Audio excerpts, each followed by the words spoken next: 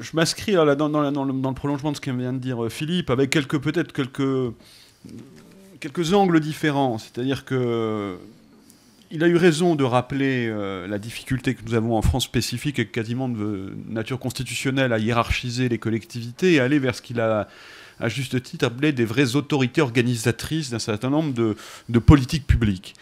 L'autorité organisatrice, puisque votre sujet, bien sûr, c'est l'enseignement supérieur et la recherche, ça restera durablement l'État. Hein, déjà les rapports budgétaires.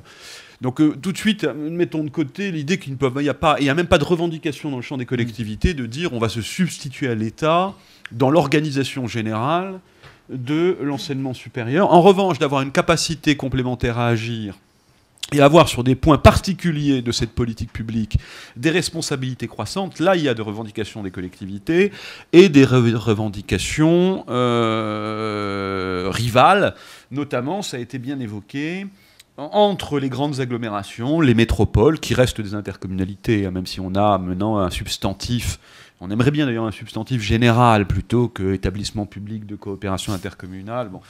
Nous parlons des communautés dans mon association qui en fédère maintenant plus de 1300, dont un certain nombre de métropoles.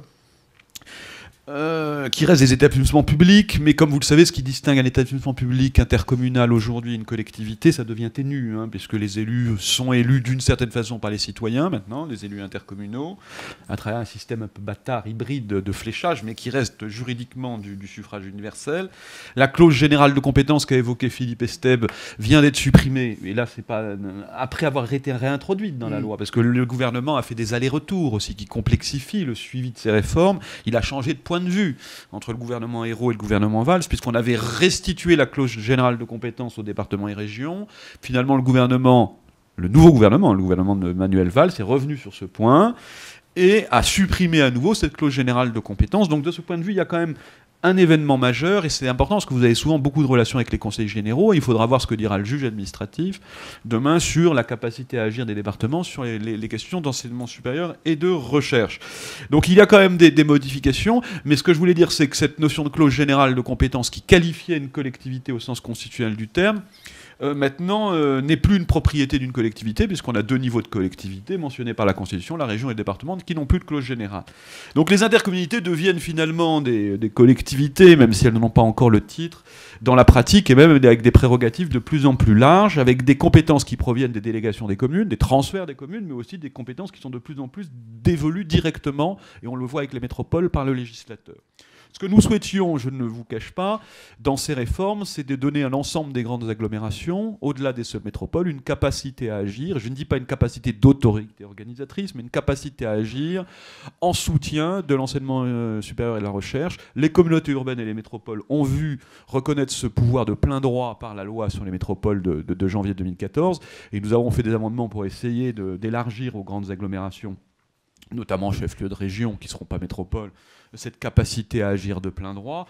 Et l'amendement n'a pas été retenu par le gouvernement, mais on pense, si vous voulez, que c'est qu'une question de mois ou de semaines. Il va être évident qu'on va reconnaître la pleine légitimité des agglomérations dans une bonne articulation avec la ville-centre. Donc il y a un petit sujet de débat d'ailleurs, hein, parce qu'il peut y avoir quand même des effets de concurrence entre parfois la ville-centre, quand elles ne sont pas gouvernées par les mêmes élus ou les mêmes majorités, et la métropole ou l'agglomération sur les soutiens à l'enseignement supérieur et à la recherche.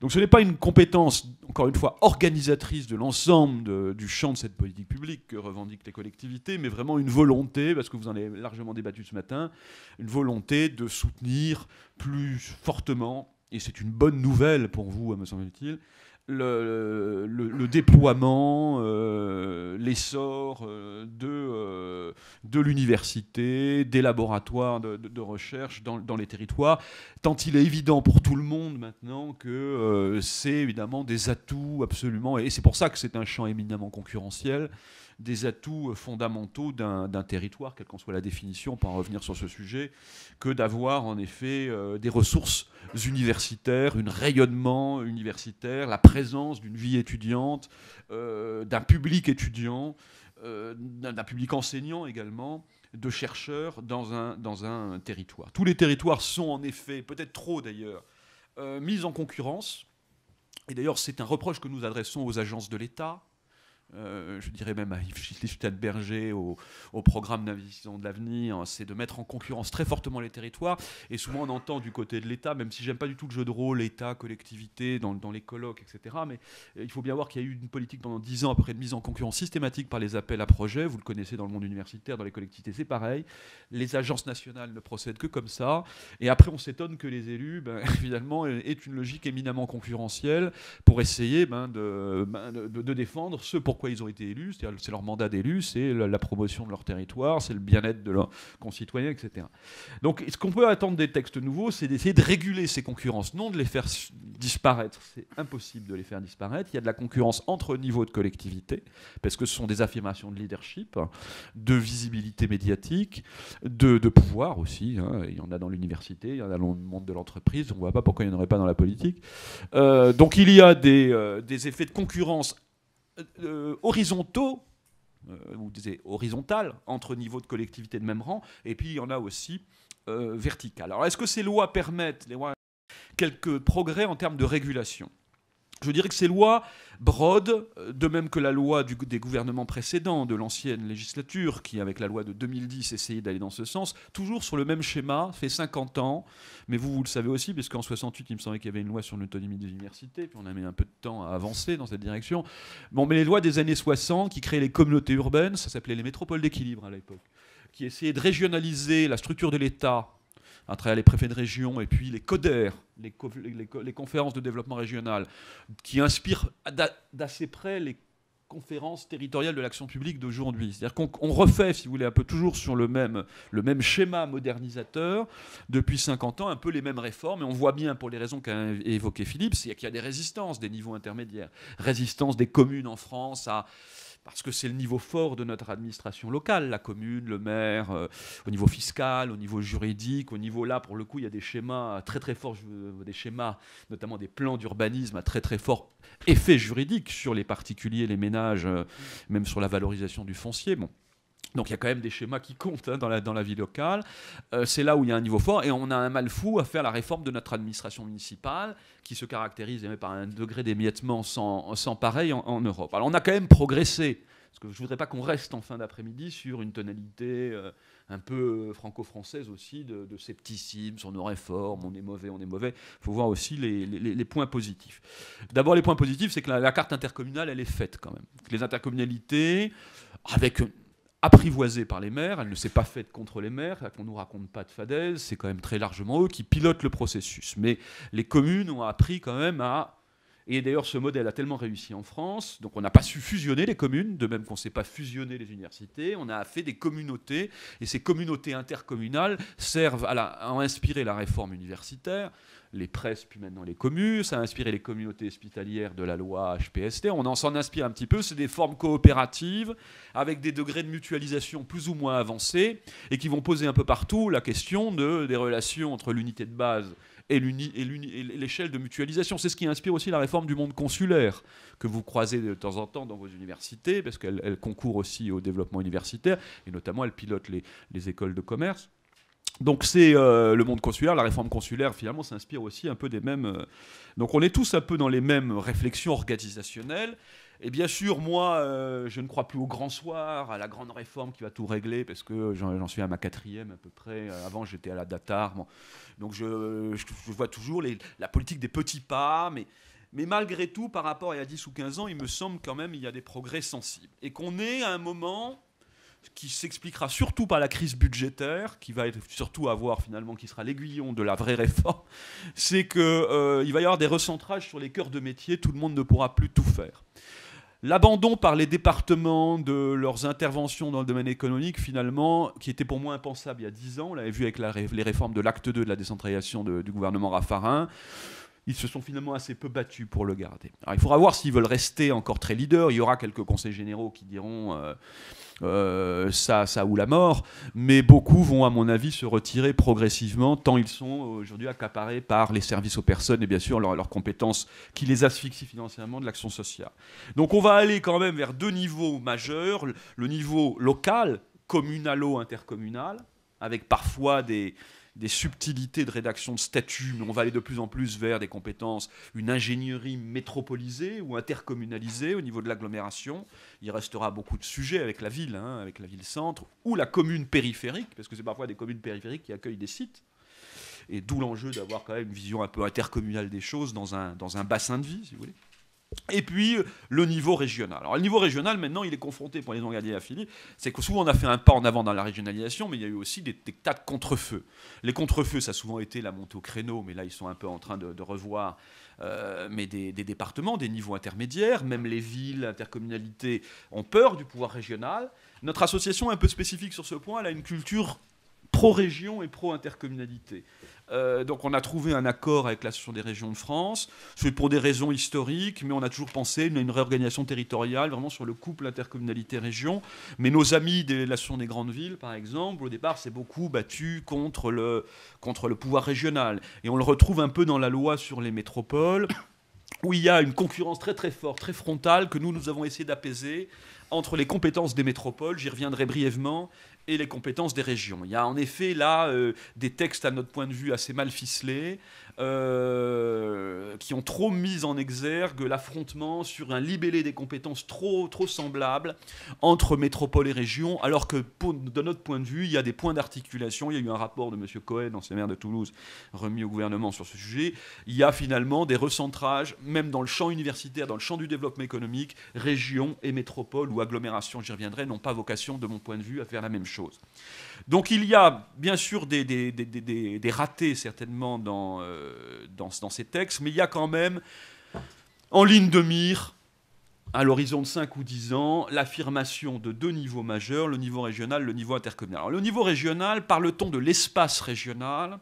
Et là, je pense, parce qu'on va voir ce qui va se passer aux prochaines élections régionales, souvenez-vous, il y a 10 ans, l'ambition des textes Raffarin, la bascule dans l'opposition de toutes les régions en mars 2004 a fait que dans la dernière lecture de la loi, on a considérablement revu le texte pour atténuer les pouvoirs de la région et les remettre quand même considérablement sous le contrôle des services de l'État. Parce que l'espace régional, le niveau régional en France, ça a longtemps été un pilotage État-région. Et vous le savez, parce que vous avez à la fois les super recteurs qui vont arriver, mais en plus un certain nombre de visas du préfet de région, et ça, me semble-t-il, c'est assez nouveau, du préfet de région sur un certain nombre de choses. Alors il faudra voir sur quoi, dans les détails, et comment ça se passera dans les pratiques. C'est-à-dire que le niveau régional va se renforcer, mais est-ce que ça sera le niveau régional avec une super collectivité, quand on voit ceux qui se portent candidats, parce que se jouent aussi des rapports politiques. Quand vous avez un président de région qui est ancien Premier ministre, etc., c'est pas la même chose que quand c'est un quatrième couteau. Quand on voit un peu les pointures qui se mettent sur les rangs pour les prochaines élections, il faudra regarder d'assez près le charisme, les ressources politiques des futurs exécutifs régionaux. Mais dans les équilibres au niveau régional entre les services de l'État et la collectivité, il faudra bien voir en effet qui a un peu le leadership. Au jour d'aujourd'hui, au vu des textes, et nous sommes engagés très fortement dans ce sens, avec des amendements débattus avec l'Association des régions de France, mais pour essayer de limiter l'interférence, alors pas dans le schéma régional de l'enseignement supérieur et de la recherche, pour d'évidentes raisons de compétences de l'État dans cette matière. Mais dans les autres champs, nous avons veillé à limiter le plus possible le pouvoir d'intervention sur les schémas régionaux des services de l'État, en disant le moment est venu de savoir ce qu'on veut. On décentralise ou on ne décentralise pas. Mais dans les compétences décentralisées, nous ne voulons pas voir revenir en force des services déconcentrés de l'État qui demandent la modification du schéma régional sur notre propre compétence. Parce qu'il y avait des velléités de reprise en main, notamment dans un champ qui est peut-être plus éloigné de vos sujets directs, mais le champ dans l'environnement, des velléités via la planification, via l'agencification de l'État, de revenir par des moyens déguisés sur le processus de décentralisation. Donc nous voulions des schémas régionaux, et là je rejoins parfaitement ce qu'a dit Philippe, des schémas régionaux qui soient non pas dans une logique descendante, néo-jacobine, où j'impose aux autres niveaux, mais où la région, et c'est ça qu'elle doit apprendre à faire à travers ses conférences territoriales d'action publique, c'est ce que tu appelles, en effet, à juste titre, des conventions collectives. C'est-à-dire, et beaucoup de pays pratiquent ça, c'est une espèce d'accords cadres régionaux avec les bonnes parties prenantes dans le domaine des mobilités,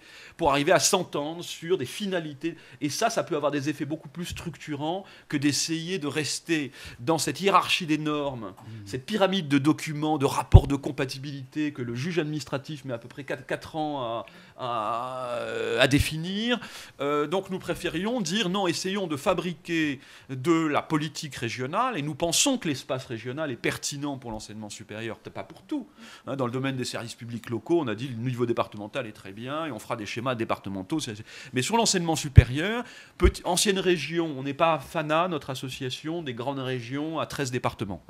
De fusionner les Normandies, pourquoi pas, mais les très grandes régions nous semblent éloigner, d'abord redonner un espace très important aux départements pour se réaffirmer comme relais entre de petites intercommunalités rurales et la région. Mais en tout cas, c'est ce niveau, cet espace, maintenant, bon, on a fait le choix de fusionner les régions, où il nous semble qu'il faut penser les réseaux de recherche, éventuellement les communautés universitaires pour avoir une certaine cohérence, les mutualisations, la carte, je dirais, ça nous toujours semblé dans nos propositions associatives de 2012, on disait ça relève du schéma régional. Mais en même temps, nous disions, c'est pour ça que de quoi on parle en matière universitaire, nous disons il faut, dans une politique publique, plus qu'une compétence, il faut aller regarder un peu le contenu de cette politique publique. Les compétences, le terme de compétence s'applique bien à qui ramasse les déchets, par exemple. Là, on sait bien, il y a une autorité organisatrice, etc. Politique de la ville, est-ce que c'est une compétence? On est en plein débat aujourd'hui. Comme politique de la ville, elle se fabrique avec beaucoup de choses. L'université, il y a bien sûr une compétence sur les formations, la carte. Il y a un moyen à un moment donné de savoir qui dit oui, on ouvre ou on n'ouvre pas une nouvelle formation. Ça, bien évidemment, pour nous, ce n'est pas du rôle d'une agglomération à travers ses attributs, de sa collectivité, de son assemblée, de se mêler de ces affaires-là. Alors après qu'un élu, ça on en parlait avec Philippe avant de venir, qu'un élu ait de l'entre-gens au niveau national et se soucie du maintien d'un master dans sa ville et qu'il aille voir le ministre qu'il connaît depuis 15 ans par La Rochelle ou l'université d'été du ça, c'est le jeu politique, mais ce n'est pas dans les attributs de la collectivité, etc. En revanche, il nous semble que là où on doit se rencontrer, c'est là où nous avons promu dans la loi Fioraso, nous souhaitions des contrats de site, mais après, vous l'aviez entendu dans le monde universitaire, autrement, c'était beaucoup plus vos rapports avec la centrale. Nous, on disait contrats de site au sens physique. Nous disions que le job des agglomérations, de même dans le développement économique, nous gardons des compétences, les métropoles, les agglomérations, nous disons les régions doivent faire le financement des entreprises, doivent organiser la cohérence des aides, ce qu'on appelait avant les aides directes aux entreprises, mais ce ne sont pas les régions, elles n'ont personne sur le terrain qui vont faire de l'animation de proximité, ce ne sont pas elles qui vont gérer les zones d'activité, ce ne sont pas elles qui vont gérer sur le terrain les incubateurs d'entreprises. Donc nous sommes en train de définir avec les régions une sorte de gentleman agreement pour dire qui fait quoi dans le développement économique. Dans le domaine universitaire, il faut qu'on travaille avec vous, avec notre association des villes universitaires de France. On l'avait dit au président Salzman l'an dernier à notre congrès, à notre convention de Lille, dans le cadre de notre pacte pour l'innovation, la croissance et l'emploi que nous avons présenté à l'ensemble des partenaires sociaux. Il faut qu'on arrive à se mettre d'accord sur l'ancrage territorial, ce que ça veut dire de l'université, de l'ESR dans nos territoires par rapport à tous les enjeux que vous avez abordés ce matin. Maintenant, tout le monde à peu près, sauf le dernier de la classe, est conscient de ça. Maintenant, derrière le marketing, qu'est-ce qu'on fait? Quels sont les enjeux dans les 10 ans qui viennent? Nous, on considère qu'on a bien sûr des enjeux, et vous les avez avec l'autonomie, des enjeux bien sûr patrimoniaux considérables. Ça, c'est beaucoup plus nos métiers, même si la région peut apporter des financements, parce que c'est là où tout ce qui va être valorisation foncière, remembrement territorial, tout ce qui va concerner le foncier, l'immobilier, etc., ça, c'est la fabrication de la ville. On a fait des campus périurbains dans les années 70, qui ont souvent finalement mis un peu hors les murs, mis même hors sol l'université. On a tout un travail, mais là vous pouvez me contredire, mais moi en tout cas c'est mon sentiment. Moi je suis Dijonnais, je voyais bien, et encore c'est dans la ville, mais il y a des endroits, mon président c'est président de l'agglomération d'Orléans, quand vous voyez Orléans, la source, etc. On a quand même éloigné l'université, on voit bien qu'au contraire, on n'est pas dans la tradition américaine, on voyait bien comment Sophia Antipolis, au milieu des années 90, avait un peu échoué. C'était un modèle beaucoup trop américain pour la culture française, où il faut remettre beaucoup plus l'université au cœur de l'urbanité. Donc et c'est pas simple. Donc il y a vraiment des enjeux considérables de reconfiguration physique des sites. Mais au-delà de ça, pour nous, ce qui nous semble très important, c'est tout ce qui est l'insertion de la vie étudiante, et enseignante d'ailleurs, dans l'espace urbain. C'est bien sûr tout le travail sur la desserte, les enjeux de mobilité. Ça, c'est bien sûr les autorités organisatrices des mobilités urbaines, ce sont les agglomérations.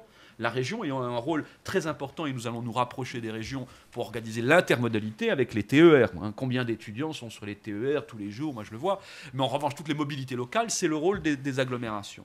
Donc il faut travailler sur ces questions de mobilité, sur ces questions bien sûr culturelles. Ce sont les agglomérations qui de plus en plus organisent avec les villes, mais tout ce qui est la vie culturelle locale, c'est-à-dire les grandes scènes, théâtre, musique nouvelle, que ce soit tous les événements culturels, etc. Donc il y a beaucoup de choses à voir entre l'université et l'agglomération. Je pense que j'enfonce des portes ouvertes pour beaucoup d'entre vous. Sur le logement étudiant, alors là, il y a eu tout un débat depuis plusieurs années sur le logement étudiant. Beaucoup d'agglomérations ont très peur de récupérer un patrimoine en très mauvais état. Mais dans les compétences d'autorité organisatrice, ça pour le coup, ce sont les agglomérations qui ont, à travers les délégations des aides à la pierre de l'État, pris des compétences considérables en matière de logement. Et ça va continuer avec le développement de la loi Allure, de la loi Madame Duflot. Donc il faudra bien qu'on aille aussi sur cette question fondamentale, parce qu'il y a des scandales en France en matière de logement étudiant.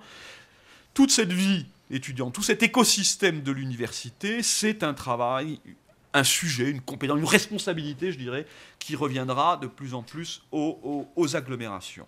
Et puis, je vois un rôle majeur, c'est un peu le résultat de ce qu'on avait vu dans le travail qu'on avait fait avec plusieurs associations réunis dans les mêmes locaux de la rue Joubert, avec les grandes villes, avec les communautés urbaines. On avait fait un travail l'an dernier qui est toujours disponible sur l'implication des agglomérations et des villes dans le soutien à l'enseignement supérieur et à la recherche. C'est maintenant à peu près 1,2 milliard. Je pense que ça va encore monter par an, multiforme. Sur la partie universitaire, sur la partie recherche, c'est à peu près du même ordre. Ça va être aussi dans les différentes formes d'implication, les applications les plus avancées. À travers ces premiers, vous avez évoqué le schéma de développement universitaire, comme à Lyon, mais c'était aussi notre ancien président, maire de Rennes, on voyait bien le schéma de développement universitaire rennais. C'était quand même tous ces sujets. Au-delà de l'aspect, je dirais, immobilier, foncier, physique, mobilité, rapprochement des milieux culturels, etc., il y a bien sûr un considérable travail à faire, même s'il y a déjà des démarches excellentes qui ont été engagées, mais avec le monde économique. Le monde économique, bien sûr, la région aura un rôle, mais dans un territoire, un bassin d'emploi, qui est pour nous l'espace important d'organisation. Alors qu'un bassin d'emploi soit constitué d'une ou plusieurs intercommunalités, pour nous, l'espace de l'action, de la réflexion, c'est le bassin d'emploi. Peu importe qu'il y ait plusieurs collectivités qui agissent ensemble à cette échelle-là, dans un bassin d'emploi, il nous semble qu'il y a un travail. Beaucoup de choses ont été faites depuis 10 ou 15 ans, mais il y a un travail considérable de renforcement des liens entre le monde universitaire et le monde économique. Alors on y travaille avec les partenaires sociaux, c'est très inégal, on le sait, il y a des traditions locales qui sont quasiment qui ont 100 ans d'âge, on cite toujours Grenoble, Nancy, Rennes, etc. Il y a des endroits où c'est moins développé, mais il nous semble que ça a déjà beaucoup progressé. Il faut qu'on réfléchisse ensemble, et leur proposer à la conférence des présidents d'université d'avoir un suivi, on parle de plus en plus de benchmark, des bonnes pratiques, des innovations, des initiatives qui visent justement à renforcer toutes les formes de collaboration entre le monde économique organisé et le monde universitaire, qui existent encore une fois déjà dans beaucoup d'endroits, vous le savez très bien, mais d'essayer justement d'avoir une sorte de bourse des bonnes pratiques pour fluidifier ces relations. D'autant que les grands enjeux, nous semble-t-il, à venir, c'est monter en qualification dans les territoires. Moi, je suis toujours un peu affolé de voir, c'est plutôt un stock qu'on a qui pose problème, mais si on veut aller vers la stratégie européenne d'amener 50% d'une classe d'âge, ça agira sur le flux des nouveaux, mais il faudra aussi travailler sur les générations plus anciennes à travers l'enjeu considérable de la formation tout au long de la vie, la formation continue, et là, pour nous, l'université est quand même le creuset majeur.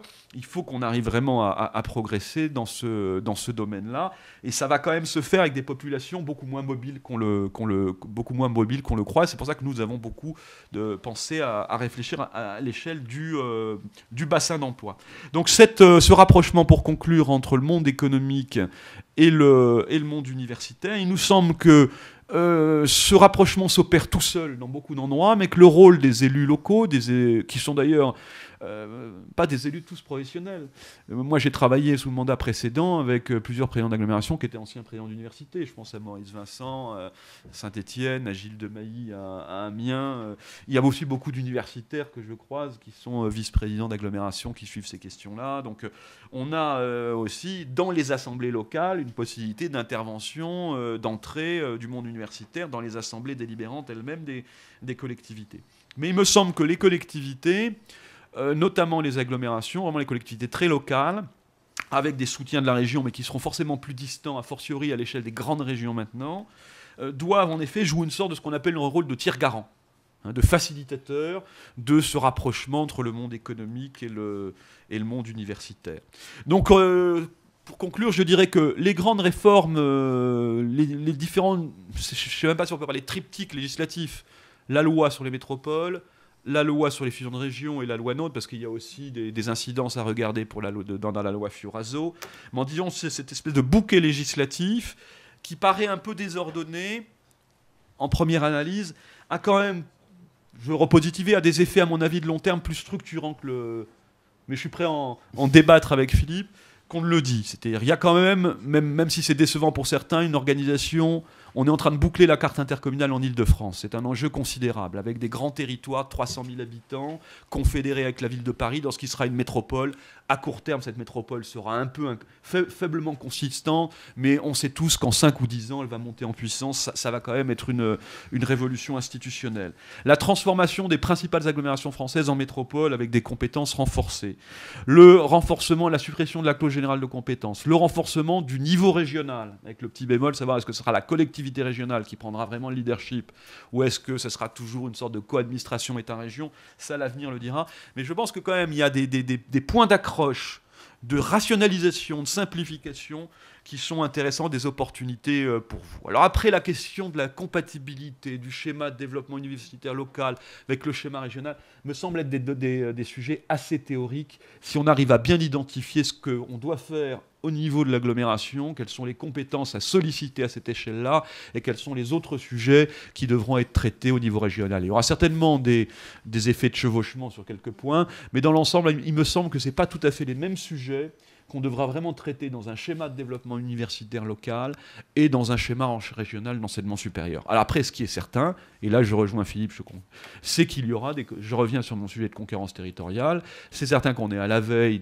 à travers les communes, etc., d'une rationalisation des implantations universitaires, de leur devenir, etc., que certaines métropoles ne veulent pas avoir une stratégie purement intra-régionale, à travers ce qu'a appelé Philippe les pôles métropolitains, qui est une politique de Guizot. Beaucoup de métropoles veulent avoir une politique internationale, ne veulent pas demander l'autorisation de sortie à la région, je me souviens le débat entre Nantes et Rennes, et travailler. Les régions voyaient d'un assez mauvais œil le fait que les métropoles puissent s'émanciper des frontières. Donc là, on aura des éléments de tension. Mais je ne crois pas que ces éléments de tension soient réellement insurmontables si chacun comprend un peu alors là, c'est peut-être le côté un peu bisounours que j'essaye d'apporter à la réunion, mais si chacun comprend bien, comment je dirais, finalement, ses missions premières et comprend bien la logique d'intervention de chacun. Voilà.